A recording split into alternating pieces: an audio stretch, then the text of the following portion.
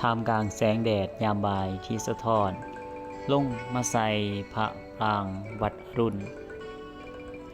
ภาพของผู้คนจากทั่วทุกมุมโลกที่หลั่งไหลเข้ามานั้นเต็มไปด้วยชีวิตชีวาบางคนอยู่ในสุดไทยที่สวยงามสีสันของผ้าไหมตัดกับสีขาวนวลของเครื่องกระเบื้องเคลือบที่ประดับอยู่เทิงองค์พระปรางเฮ็ดให้ทุกอย่างก้าว